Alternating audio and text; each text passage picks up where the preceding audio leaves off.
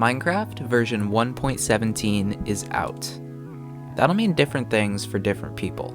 Starting up a new server with your friends, getting a new hardcore world going, maybe just running around in creative, trying everything out. Well, for speedrunners, there's only one thing that's on their mind with a new update, and it's in the name.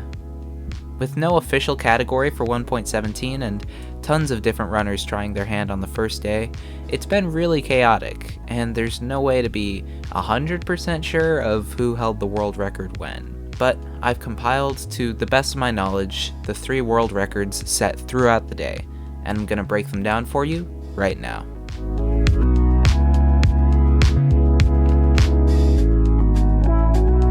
If you enjoy the video, please subscribe. Most of our viewers aren't subscribed, and we've got a ton of speedrunning and Minecraft content, including a huge announcement dropping either tomorrow or the day after. Also, be sure to support all the runners in this video. They're all great players that deserve the recognition. Enjoy the video. It's hard to know who truly beat the game first after 1.17 came out, but the most likely answer is the Buggy 9000. Who speedran the first seed she loaded immediately after downloading the update and got a 50-minute and 2-second speedrun. This run is interesting because instead of taking the traditional approach of resetting for a good seed, Buggy starts playing the update immediately after it drops and plays out her first good spawn. And it worked. She set the first 1.17 world record, as far as we know. Now for the run. She spawns on an island with an abundance of useful things around. A shipwreck, a monument, and a buried treasure. After looting all 3, she makes her way to a magma ravine, which looks different than we're used to. The grimstone and new ore textures stand out nicely. With about a 7:30 nether enter, Buggy arrives in a basalt. That's bad news, but luckily there is one piglin around. After getting it into a safe trading spot,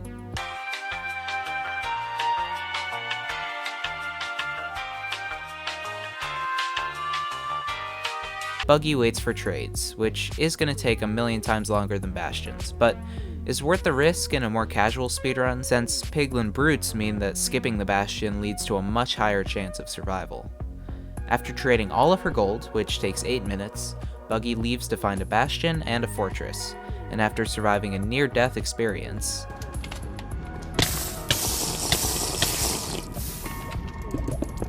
she arrives at a treasure bastion after about 3 minutes of travel. Treasure is a great bastion to find because she can collect all the gold blocks by just mining through the back, without the piglin brutes getting to her. After about 3 minutes of bastion routing, she's out with 14 gold blocks. After 4 more minutes of travel, she gets to a fortress, where she gets another piglin trading, while she goes to kill blazes. After playing it conservative and going 9 for 19 on blaze rods, Buggy collects her trades, where she now has 16 pearls. After waiting a few more minutes for enough obby and string, Buggy heads back to good first ring blind coordinates and blind travels at about 40 minutes. After about a 500 block ocean blind, Buggy's endgame is slowed down by a scuffed stronghold, although we do get another showcase of new features as she finds glowberries in a minecart chest. She's able to get all the extra string she needs from the mineshaft to make beds, and enters the end at about 48 minutes. After an average perch, she hits a clean 4+1 bed 1 cycle, and beats 1.17 in just over 52 minutes. There's obviously a lot of room for improvement here, but we gotta give Buggy props for potentially being the first person to ever beat the game in the official 1.17 release of Minecraft.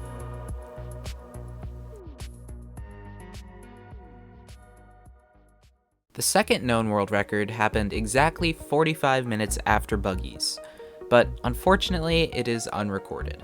Before you say it's fake, the runner, Jaime, is a very skilled and trusted runner who gained absolutely no clout from this achievement until you watched this video, which they didn't ask to be in.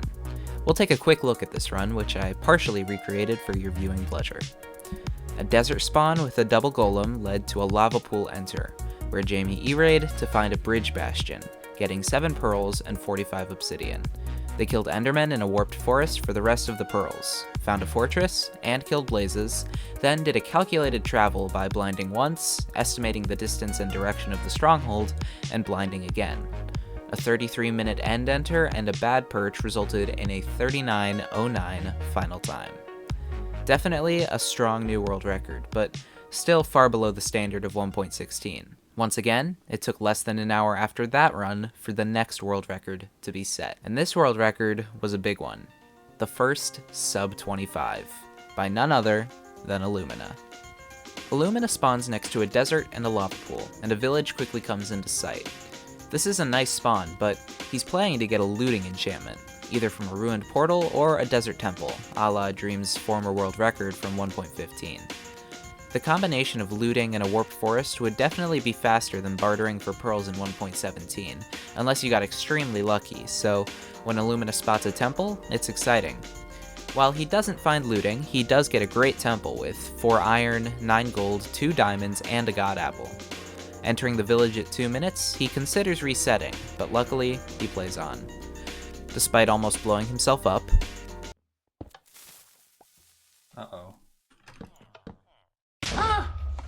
he's out of the village at 4 minutes. One perk about 1.17 is that bastion chests can have cooked pork chops, golden carrots, and gapples, meaning there's a lot less pressure on the runner to front-load food. Despite almost blowing himself up again... Where's my pressure plate?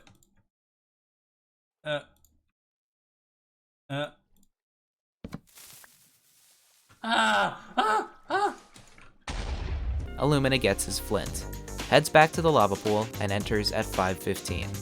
His nether looks terrible at first, but he quickly spots a bastion.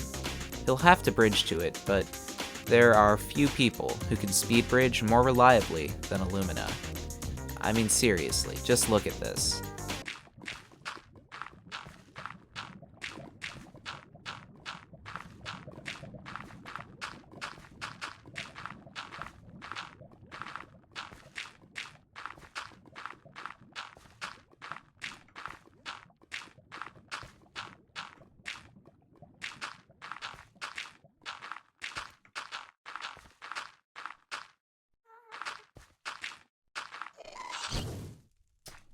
Are you kidding me?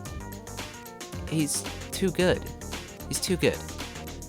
The Bastion is housing, which in 1.16 would be great news, but in 1.17, all the Bastions are going to be slow, and it's really more about volume of gold than speed. Housing's going to have the least gold on average out of any Bastion, and Illumina even says he thinks it might be a reset in the 1.17 meta. By pre-god-appling and skillfully lava bucketing the brutes, Illumina loots the top of housing, then mines the lower gold and sets up an impromptu trading spot. He's pessimistic about the run's chances of continuing, before returning to his trade spot to find... Oh! I thought we're high rolling! And then this happens. What? And then this.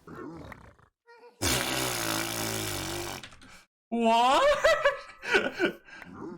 That may not seem that amazing, but in 1.17, those are dream rates, in multiple senses of the word. So, after a 5-minute housing, Illumina is the first record to get all their pearls from the Bastion. Not only that, but he has 15, so he can do some minimal pearl travel. And less than 2 minutes after leaving the Bastion... Oh my gosh! Oh my gosh. He's on great pace for 1.17. I mean, at this point, there's essentially no difference between Illumina and a 1.16 run on the same pace, which is definitely potential sub-20 pace. After going 2 for 3 on straight blazes and 0 for 1 on the first spawner cycle, Illumina blaze beds, allowing more blazes to spawn on average. He gets unlucky with the spawns, as only 5 blazes spawn in the next 3 cycles, but all 5 of the blazes drop rods, giving an overall drop rate of 7 for 9. He's able to blind sub 16, which, again, with a good endgame, could definitely lead to a sub 20. Unfortunately, it's not a good blind, with a 5.5 minute split between his blind and his dig down. His stronghold nav, on the other hand... Okay, Nav, don't let me down. Nav. Oh, wow.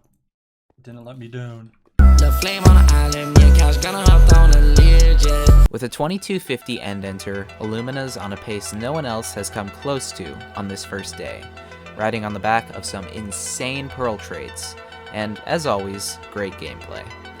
This sub 25 will be beaten, and probably soon, but it should say a lot about the run that no one came close to it on the first day. And what more fitting of a way to end this day crammed full of speedrunning than a climactic, no F3, one cycle.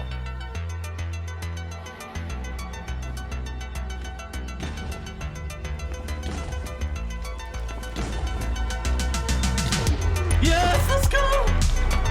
Yes! Sub 25. I think that's the first sub 25, unless maybe someone's beat me, but yeah, let's go. Oh gosh, in-game time doesn't even work in this version. I guess we're doing real time.